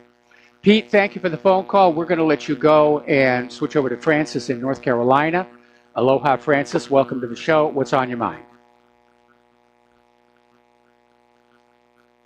Francis, are you there? Lost Francis. We lost Francis. Okay, all right. Well, dang, she was just there a minute ago. Okay, getting on back to the news here. And again, this thing about kneeling. First of all, there actually was an existing NFL rule that you stood at attention and you faced the flag if there was one during the national anthem.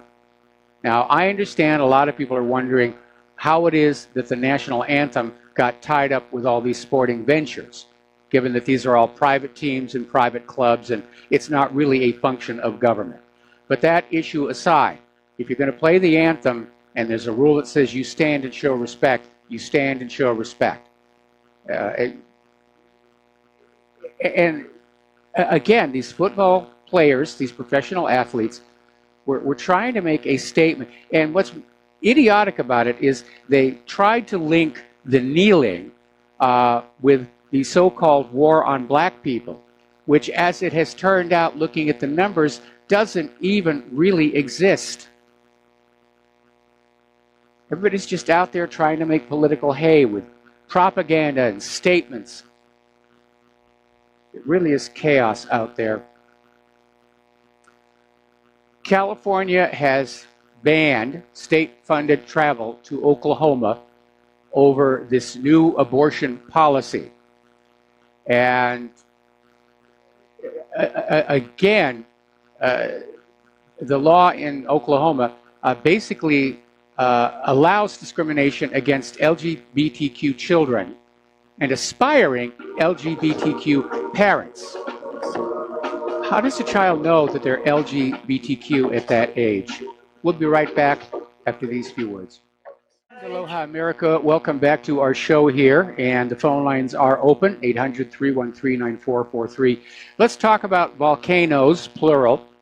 They're having a major eruption down there in Guatemala of the Fuego volcano. That's a stratovolcano, the one with the steep sides, and the lava's just coming on down. Apparently a lot of damage there.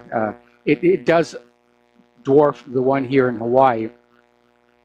But the one here in Hawaii is still doing what it's doing. And apparently last night, along with another strong earthquake up by the Kilauea crater, Fissure 8 reopened, and just this flood of lava poured on out down to the sea, and Kilauea has now destroyed hundreds of homes, and the lava has cut off the last remaining escape route for Hawaiians who are still living in the area, who defied the mandatory evacuation. Now, they've airlifted 3 of them out. They think there's another 12 in there, but they're overhead searching, and it's going to be a little bit hard between the smoke, the steam, the overhead foliage, and the fact that there's no electricity in the area, which means there's no cell phone service. So, and it's nasty. It is very, very, very nasty. Apparently, the quake triggered another ash eruption from Kilauea that went up to 8,000 feet. But again, the one that's happening in Guatemala, Fuego, is much bigger. I just hope Pele doesn't get an inferiority complex. Maybe that's why Fissure 8 broke open last night. We had another ash ejection. Pele is saying, I'm number one, I'm number one, I'm number one. Story coming out of the Wall Street Journal, and this one is significant.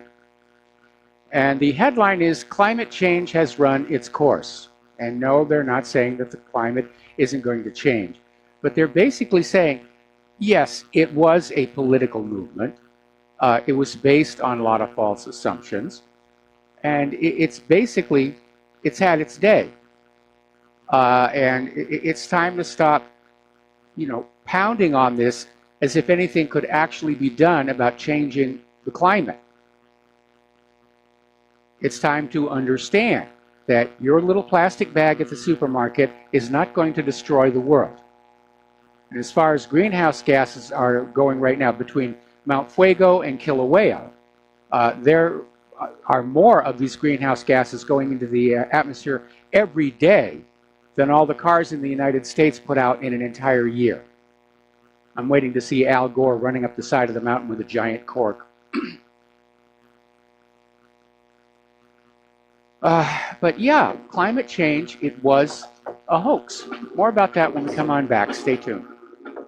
And aloha, America. Welcome back to our show, hour number 3. The phone lines are open, 800-313-9443.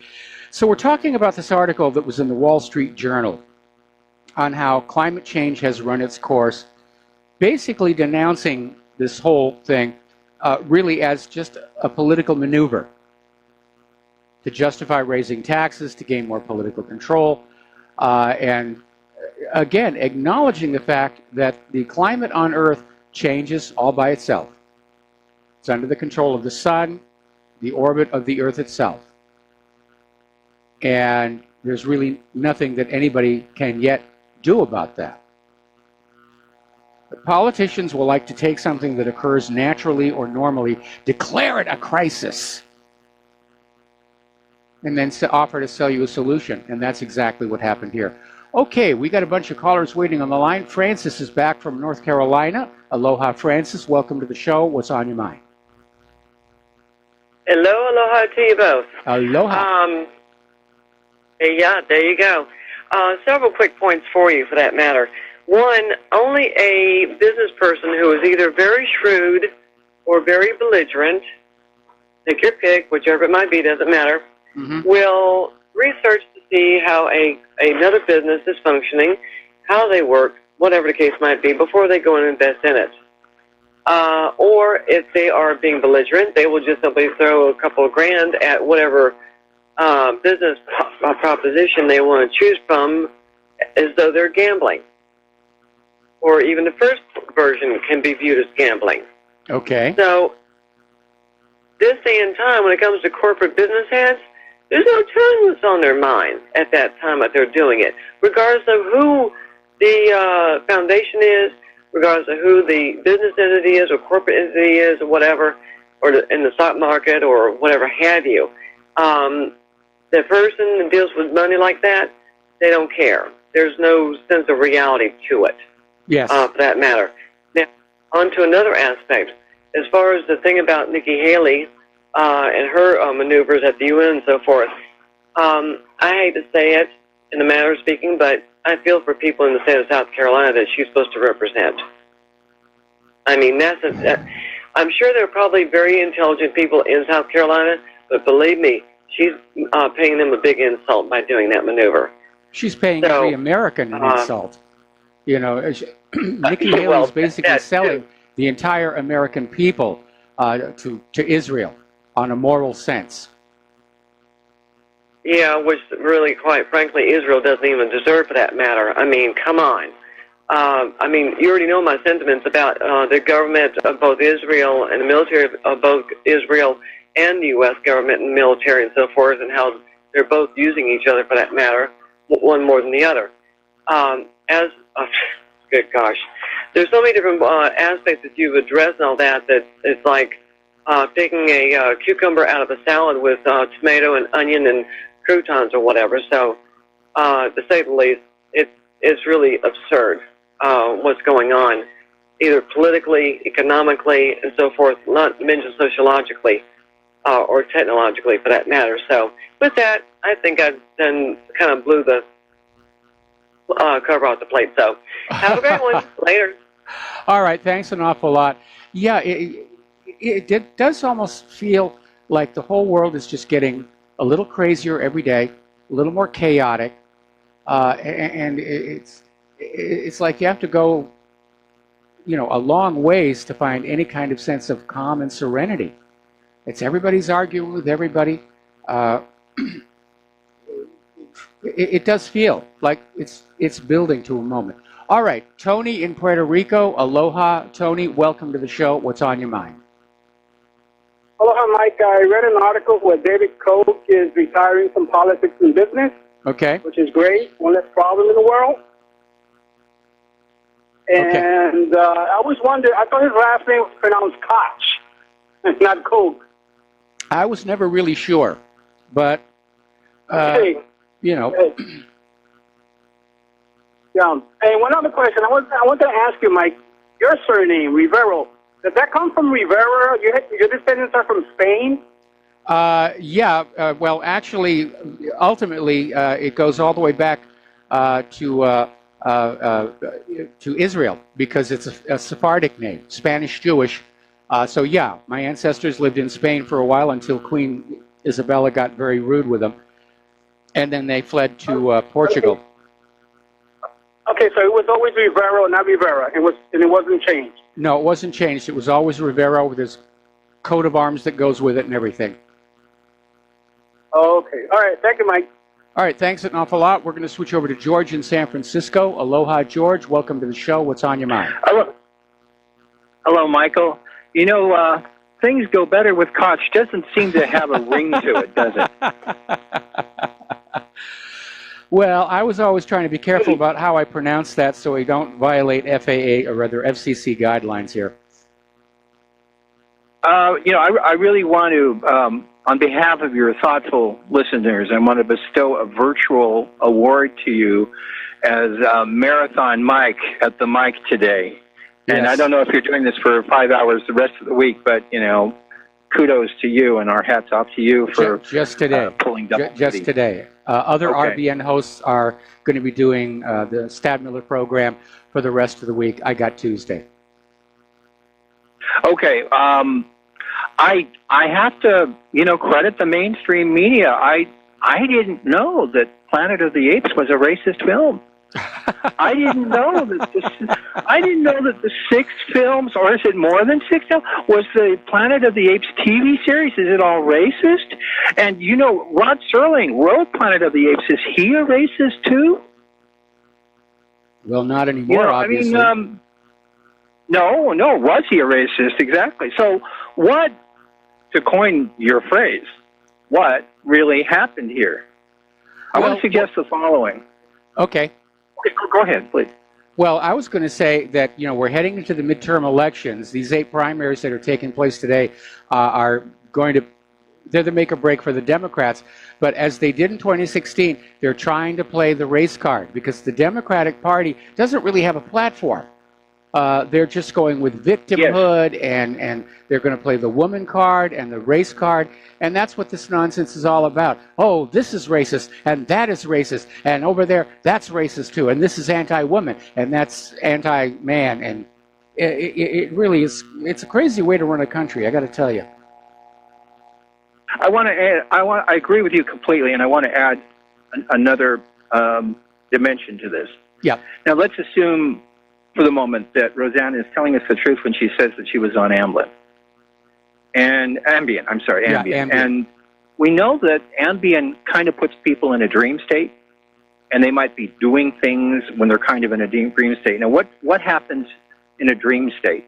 I'm not a Freudian. I'm a Carl Jungian. So I believe in the creative unconscious, and I believe that sometimes information comes through yes. from your creative unconscious that's a message, and the message is in the metaphor. So you got to understand the metaphor. Yes. So what was she saying? She was saying that, Muslim Brotherhood plus Planet of the Apes equals Valerie Jarrett.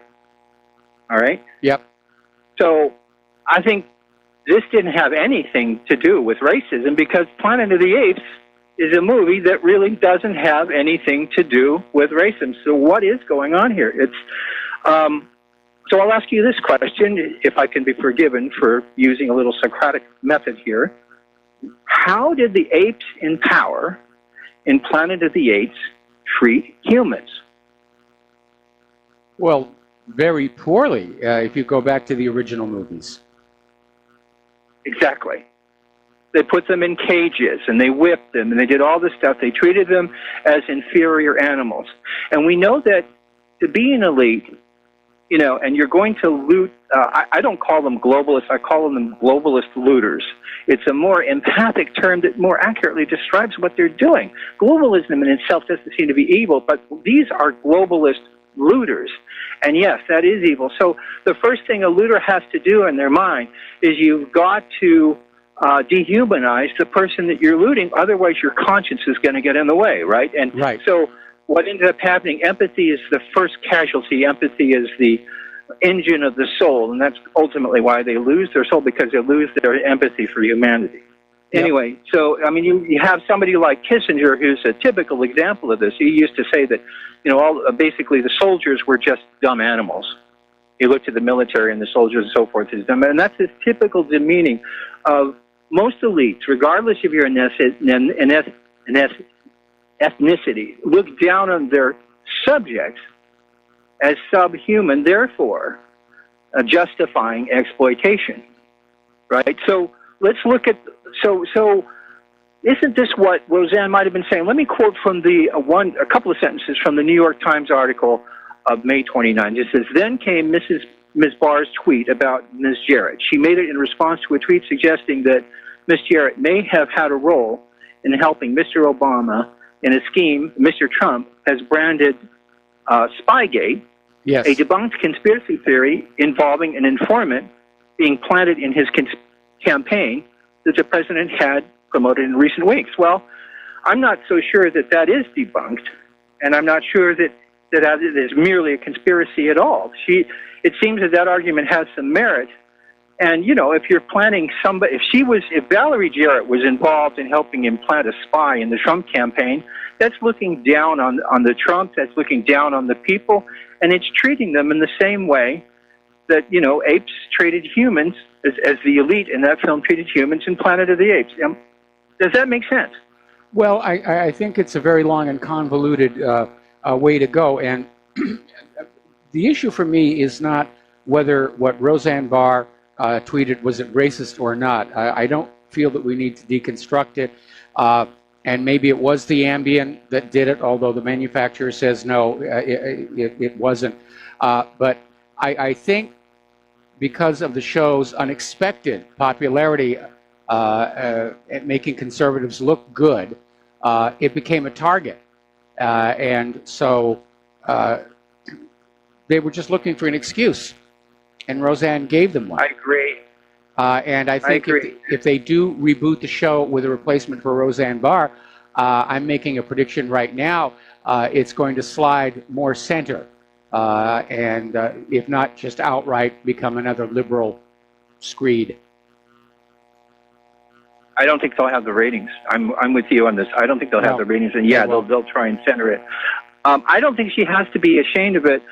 I also want to add one other thought get your take on this, whether you agree with it or not. But look at the timing. Just a couple of days earlier, Tommy Robinson had been arrested. And that whole story amongst people was just mushrooming. It was going viral and expanding. Yes. And I'm wondering if the timing might have had to, this is perfect timing. She tweeted this. Let's divert the public's attention away from that. What do you think? I don't know. I disagree, because obviously Roseanne Barr chose when to do the tweet.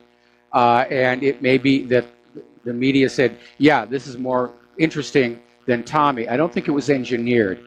And again, you look at some of the things that liberals will say on the media, and they get awards. And so clearly there's a bias there. And I think liberalism as an institution in this country realizes they're fighting for their lives right now. Hillary Clinton damaged the brand badly in 2016. In fact, a lot of Democrats are wishing she would just go away between now and November, but Hillary likes her time in the spotlight. But yeah, it's obvious that somebody somewhere had said, the Roseanne show has to go, we just need to engineer it so we don't get sued. Yeah, I wouldn't say it was engineered, but I think maybe it was like maybe an added collateral reason. Oh, well, we can do this at the same time, draw the attention away from Tommy by going after Roseanne. I mean, maybe I see it more as a possible collateral reason to do what they did, but yeah, not the primary. Yeah. Okay. All right. Well, thank you very much, Michael, and good luck with the rest of the show. And hang in there, and especially with all of the volcanic stuff going on in Hawaii. Wow. Yeah, it's really bad up here on Oahu today. I mean, my eyes are stinging and I'm coughing, and apparently there was a major increase in the eruption last night, and I put some of the videos up there. And again, nowhere near as bad as Fuego in Guatemala, but bad enough. Bad enough here. All right, George, thank you for the phone call. We're going to do a shout out to our on-air affiliates who are rejoining our network. And we're going to go to James in Ohio. Aloha, James. Welcome to the show. What's on your mind? Well, first of all, hi, Mike. First of all, as far as Ambien, the manufacturer says that it couldn't be responsible. Well, I remember right after Ambien first came out and they started noticing a side effect of people basically sleepwalk, except they drive.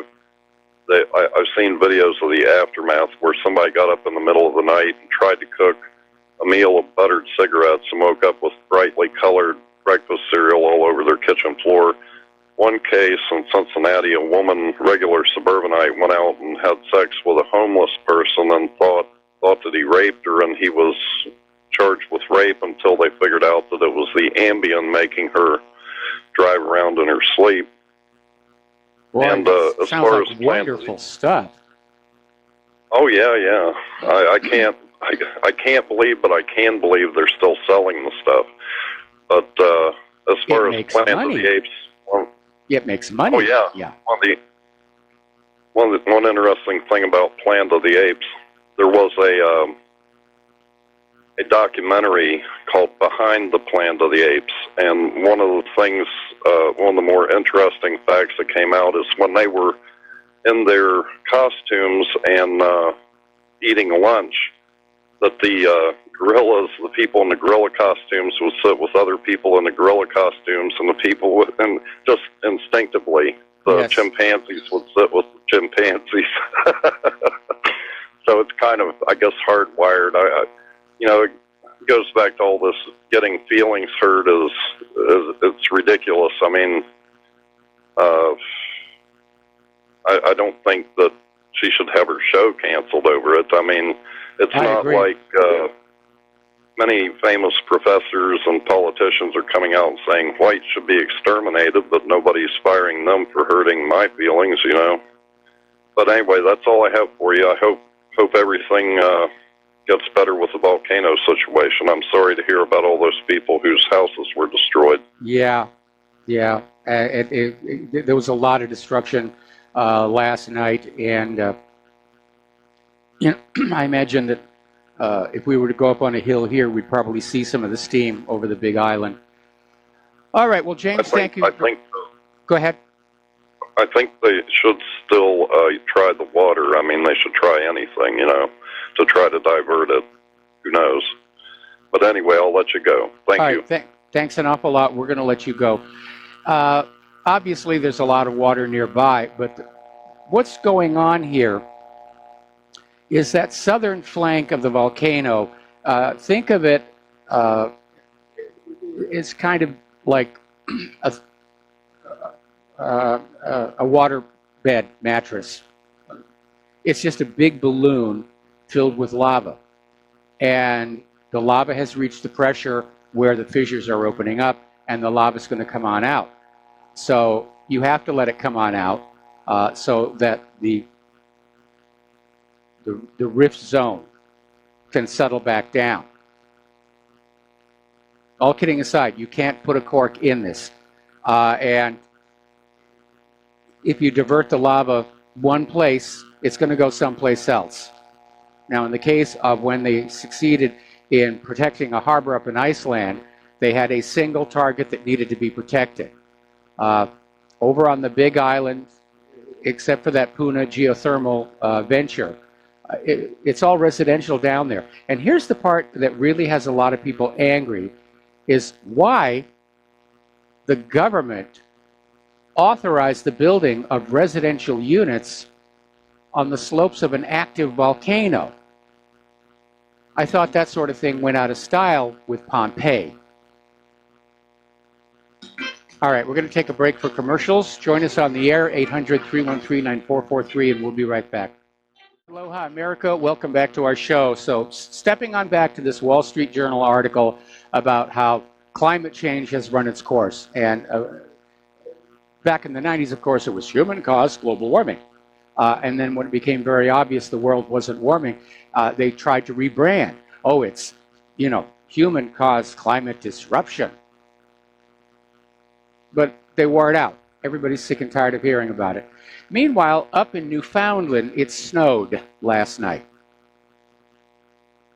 They had another big snowstorm 2 weeks ago. They got another one, depending upon where you are, between 4 and 6 inches of snow. Over in Texas, there was an American Airlines flight forced to make an emergency landing after being heavily damaged by a severe hailstorm, which actually shattered that nose cone, behind of which is the radar antenna. It smashed the cockpit windshield and some of the side windows as well. So, remember back in the 1990s when the global warming people were saying snowfalls are a thing of the past. Actually, they said that on March 20th, 2000. Over in California, things are getting very desperately tight on certain basic necessities, such as water. And I remember when I was living in California, every once in a while they'd say, yeah, you've got to use water restrictors on your showers, got to put a bottle of water inside your toilet tank so you're using less water on the flush. That one didn't work out. People had to flush twice. But apparently things are so bad there that the state legislature has passed a new law that basically has set very aggressive water use restrictions. And it's an initial indoor water allowance of 55 gallons per person per day, dropping to 50 gallons by the year 2030. Now, over at the Organic Prepper, they worked it on out and said, this water ration exceeds the amount required for taking a shower and doing a single load of laundry, and excludes taking baths altogether. In other words, every day you're going to have to make a choice. Do I do laundry today or do I do a shower? Because if you do both, you're going to be in trouble. Let's take some phone calls here. Jim in Ohio. Aloha, Jim. Welcome to the show. What's on your mind? This is Jim in Chicago. Hello? Yeah, I see it. Jim in Chicago. All right, well, what's on your mind? Okay. Michael, a couple of things. Why does, what's his name, Trump, thinks he can commit a crime, then pardon himself? Is he worse than Nixon? I don't even know why he came out with that statement, because it basically is putting out an image that he's guilty of something. Right. That was a dumb thing for him to say, and I don't know if he just blabbed it out of his own mouth or somebody told him it would be a really good move. But it isn't. And the thing about it, Giuliani, he basically went along with it on Sunday programs. Giuliani, I don't think, is doing a good job for Donald Trump. He seems to be just making things worse here, but Trump should have never, ever even talked about a presidential pardon for himself. And by the way, agree with that. Trump, again, there's no prohibition against it, but if Trump is talking about a pardon for a federal crime, then the opposing camp is going to start thinking impeachment instead of prosecution, because Trump can't pardon himself from being impeached. Right. And the final thing, regarding what happened at the White House today, where Trump told the Philadelphia Eagles, don't come to the White House. See, I think it's going to really hurt them, because I don't know if you know this or not, in the years, last year, none of the Eagles players took a knee. They all were out there standing during the national anthem. So I don't know why he's picking on the Philadelphia Eagles. Well, because they won the Super Bowl championship. I understand that, but there were other teams. Apparently what happened is that some of the players said they weren't going to go to the White House, and I forget even why they justified it. And at that point, Trump said, rescind the invitation. I mean, it's become a tradition that the Super Bowl champions get a trip to the White House and they get to meet the president here. My perspective is this is all very, very childish. And it's beyond childish. Say again? Sorry. Yeah, it's beyond childish. Any grown-up would have said, "Okay, guys, you disagree with us. I don't agree with this. Just sit down and talk." Yeah. But that's what I would do. That's what you would do. It really is getting silly with all this stuff that's out there, and it's between Trump's Twitter wars and everybody trying to use the corporate media to settle their little personal scores with each other. It just does feel like the country is coming apart. You're right about that, and the sad thing about it, though, the economy is about to crash. People are still homeless, and things are just getting worse. Michael, you take care. All right, thanks an awful lot. Going to take another break for commercials, and we'll be back with more phone calls after these few words. And aloha, America. Welcome back to our show. We're going to go back to the telephones here to Raleigh in Minnesota. Aloha, Raleigh. Welcome to the show. What's on your mind? Hey, Mike. Yorkshire has passed a very interesting policy in one of their schools. They actually have a policy that they're banning shorts, and they're telling their schoolboys at secondary school to wear skirts instead. Yeah, It's only been about... Yeah. Go ahead, Mike. Yeah, I mean, this is political correctness run wild, and it shows an anti-male bias, because why not let both the boys and the girls wear shorts? And it's utterly ridiculous. Even more so, at the very least, they could have called them kilts, which is going to make it, less traumatic for these boys to have to wear. But it's this gender neutral. Everything has to be gender neutral. I'm sorry, the genders aren't the same. And liberalism keeps trying to do this over and over and over again, that we're going to make the genders exactly alike. And it keeps failing miserably, because boys will be boys and girls will be girls. And this idea of forcing the school boys to wear skirts instead of shorts, this is ridiculous. If I had a kid in that school, I would yank them. Now, this is Chiltern Edge Secondary School. And as you said, this comes down from the government. Doesn't the British government have more important things to be worrying about than forcing schoolboys to wear skirts instead of shorts? I mean, this is just absurd. And it's all part of under the Equalization or Equality Act, I should say. And it's so that transgender students do not get discriminated against. What about the boys that actually wear the skirts? They're going to be heavily made fun of by the boys that choose to wear the trousers. You're exactly There's right. going to be enclave gangs. You're exactly right. Inside of these schools. Yep. So it's going to cause a toxic environment in school where boys are definitely going to be called FAG more frequently.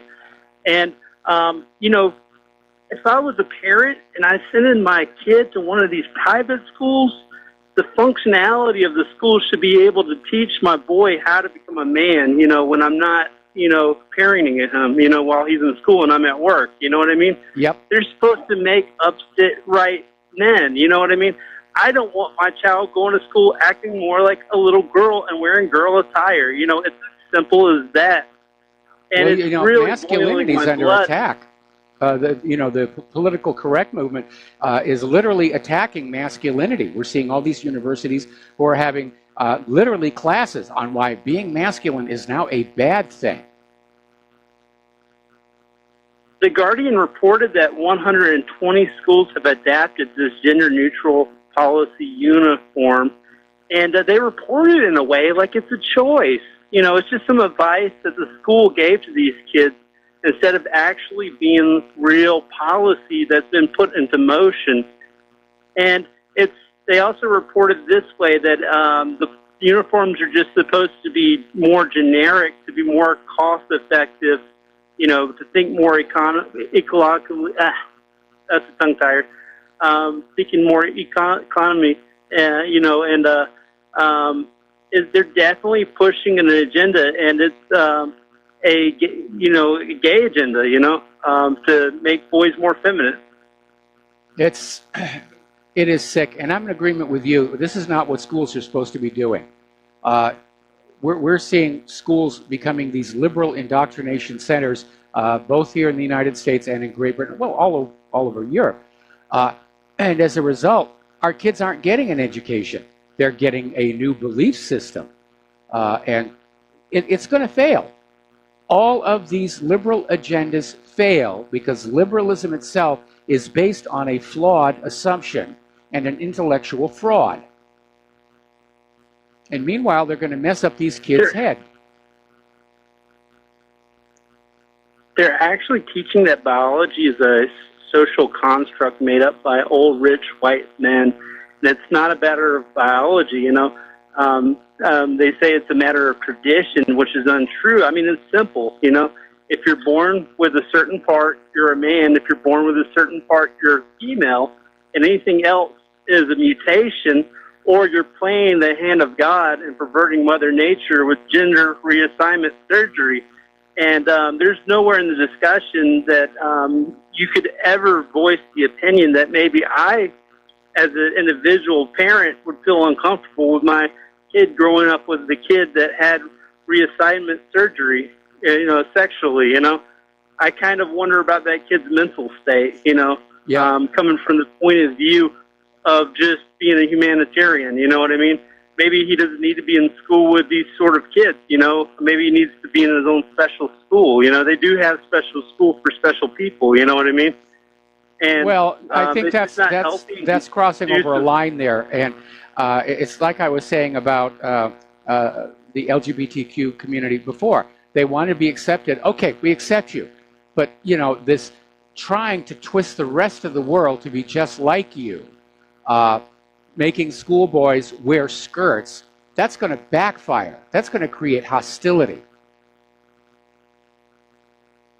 MP of Oxford, Mela Moran, is actually the one that's pushing this, and she's been the front and center of this whole issue.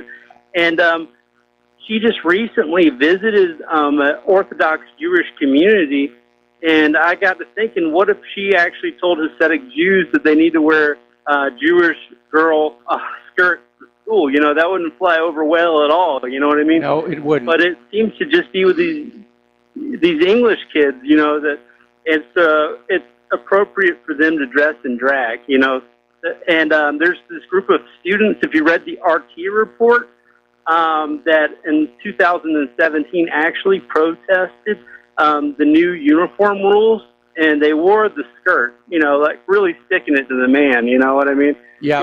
Going against the agenda. Keep up the good fight, guys. But some of the students might not actually understand that, how everything fits in, with the transgender issues. And, their parents saying that I don't necessarily hate transgender people, but, I want my child to, dress like a boy, you know what I mean? As simple as that. He's not going through some sort of transgender process himself, And it's unfair, really, that these boys cannot just wear shorts and girls cannot just wear shorts, even if they want to be more generic in their uniforms. Yeah, that's what I don't understand. Why force the boys to wear skirts when both the boys and girls could easily wear shorts? Because, for a girl, wearing shorts doesn't carry a stigma. And again, I see this as an attempt to basically destroy the individual sense of identity and self as part of the New World Order, to get people just unsure who or what they are, to make it easier to control them. Yeah, and plus, uniforms are designed to think, uniformly as well. But now it's becoming, let's all just become uniformly one sex, you know what I mean? It's how far did they take that agenda down? I do agree with the uniforms that there should not be any evident social classes within inside of the uniforms, that you should go to the school dressed the same, And that's a good strong point about uniforms, but to make it so that they're atomized as part of this New World Order plan is absolutely turning my stomach to think about. Yep. I agree. I absolutely agree. Anyway, it's just another bizarre situation that we're all having to deal with. Raleigh, I'm going to let you go here and switch over to Mark in Georgia. Aloha, Mark. Welcome to the show. What's on your mind? Hey, can you hear me okay? I hear you just fine. Okay, listen, I just wanted to touch base with you. As you well know, educated soul that you are, we're coming up on the 51st anniversary of the attack on the USS Liberty, and I was wondering if you were planning to have guests or anything in particular for that occasion. I haven't scheduled anybody yet, but I'm going to try and get somebody on the program. We're certainly going to mention it along with other things like, the assassination of Robert F. Kennedy and the cover-up of that as well. Yeah, because that's as far as I'm concerned, I've dealt with some people who say, well, see, Muslims killed RFK. And it's like, excuse me, he was clearly the victim of mind control. And, so you can't claim, well, Sirhan was a Palestinian and therefore Palestinians are terrorists. It's like, I guess that's one thing that needs to be authenticated, is that I've seen online the official, what purports to be the official autopsy of RFK that shows he was shot from behind and off to the side. Yes. And I don't know if that's authentic. Do you? Yeah, it is. It is authentic. In fact, when it first came out, they literally tried to stage a demonstration in that pantry of how Sirhan, who was like 10 feet in front of Robert Kennedy, could somehow shoot him in the back of the head. It didn't work out very well. Well, I guess he was using those bullets from the Fifth Element that turn around and fire back. You understand? Yeah, I get the reference. I get the reference. So it's one of those things where, when we say certain criminal elements, we're saying this to be fair, that we're not making a blanket indictment. And if you call me an anti-Semite, I will point out that Arabs, including Palestinian Christians, are Semitic, and most Jews aren't. So, that's one thing I need to do further research on, is from what I saw quickly online, that the first use of the term anti-Semitic was in 1880, which seems to be about the same time that the Zionist movement got started. And I haven't been able to show conclusively that Zionists coined the term anti-Semitic, but it's one of those, it's a hypothesis, and how shall I say, it wouldn't surprise me. Does that make sense? Yeah, that makes sense here. So, I mean, like I said, I'm for authenticating things. Like I asked you, has this been authenticated, or is this just something that, anybody can whip up documents? It's another thing to not just document, but to substantiate means to vet things out and make sure that all relevant information is being factored in, right? Well, just to wrap up on this, because I've got to take one more phone call before the top of the hour here. I think the reason that Robert F. Kennedy was assassinated right after he won that California primary was because at that point it looked like he was going to win the White House. And had he won the White House with the authority of the President of the United States, he could have reopened the investigation into the assassination of his brother, John F. Kennedy. And I think that's the reason Robert Kennedy was taken out. And at the same time, they saw it as yet another chance to demonize Palestinians. And there's a lot of issues about why this, again, we recognize the signs of assassination and cover-up, such as the girl in the polka dot dress who was seen literally dragging Sirhan into the pantry because he looked like he was in a daze. All right, so Mark, we're going to let you go, and we're going to switch over to Aloha. Mateus in Canada. Aloha, Mateus. Welcome to the show. What's on your mind? Okay, Michael, pop quiz here. I'm going to try to trick you. Okay. Regarding LGBTQ, what does the Q stand for? Quick. Answer fast. I actually don't know. Okay, well, now you can think about it. LGBTQ. What is the Q? I don't know. There's a lot of reverb or echo on this phone. Okay, just 1 second here. So it started off that it means queer. Well, my point is kind of lost. It's kind of pointless. But anyway, it meant queer, but now it means curious because queer they decided was kind of unfriendly word. Yeah, I agree. Even though they picked queer, but now they're spelling it C. It's just a total mind. You know what? Like you can't even if you learn this stuff, you're still wrong if you say what it's supposed to be. Anyway, I saw this big, huge banner on the street. It said, "Trans lives matter." Like huge. It's like nobody's disputing this. Yes. No, it said, sorry, trans rights are human rights. In this gigantic banner. It's like, okay, nobody's disputing that. I 100% agree. Like, what are you screaming about? And then we had this job, and this elderly Chinese grandma and grandpa, they're telling us a story that their grandchildren, they want to get them out of public school because their kindergarten children are being taught that a family unit consists of either 2 men or 2 women. This is like overt criminal brainwashing of our children. Yes. It's a complete asymmetrical psychological warfare, like guerrilla warfare against the civilizations, starting with our children, abusing our children in the public schools. And so that was just like feedback on what you guys were talking about to prove I was paying attention. What I wanted to call in about is like I'm actually considering the career change to become a volcanologist, and that's because like. Do you know why? I don't know why this is. Why is it? I've heard that the volcanologists tend to live longer and prosper more in that career. Have you heard anything about that? I don't know, but between Guatemala and Kilauea, I'm sure all the world's volcanologists are on aircraft right now with all of their equipment, so forth and so on. Anyway, Mateus, we're going to let you go here. We're coming up on a commercial break and the end of my show and the start of John's show here. But getting on back to political correctness, and it is getting very silly. Apparently, for the next Miss America pageant, they will end the swimsuit section.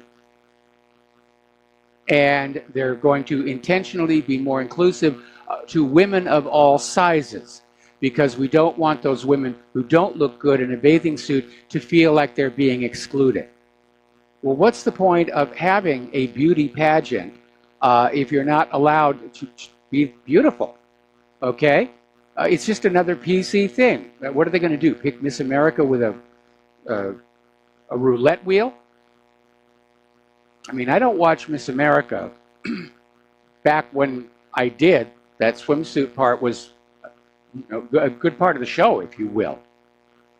But again, it's another PC situation. They're taking out the idea of excellence, of wanting to aspire to being better, smarter, more beautiful, more agile. We'll be right back after these few words.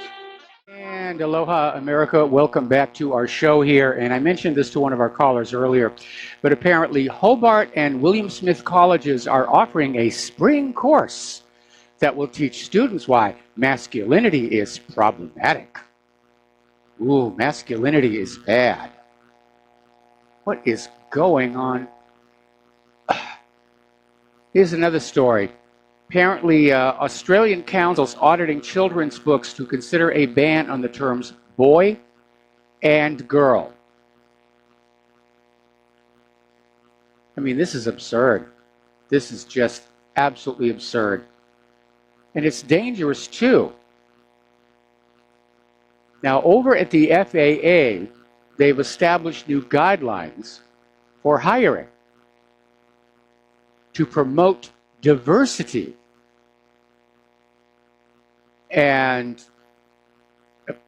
apparently the problem is now they're going to be hiring flight controllers based on their ethnicity rather than their education and performance. Now, this is a very critical job. And you want the very best people there to keep the airplanes from crashing into each other. You don't start letting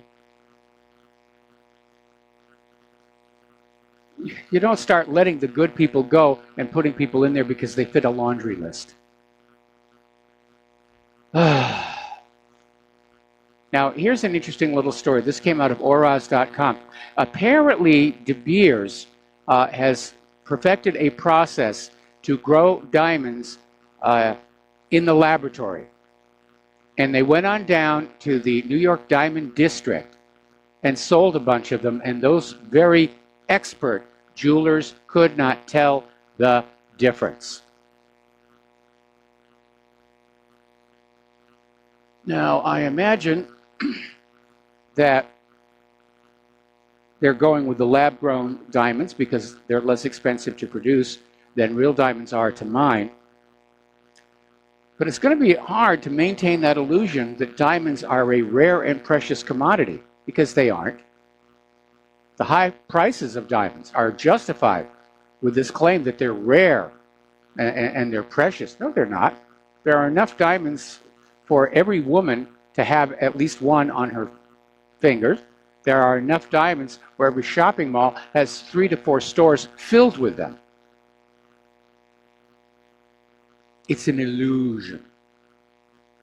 Over in Ethiopia, there was a Protestant pastor baptizing 80 members of his congregation at Lake Aiea near Arba Minch City, and his baptism got interrupted by a rather large crocodile who ate him.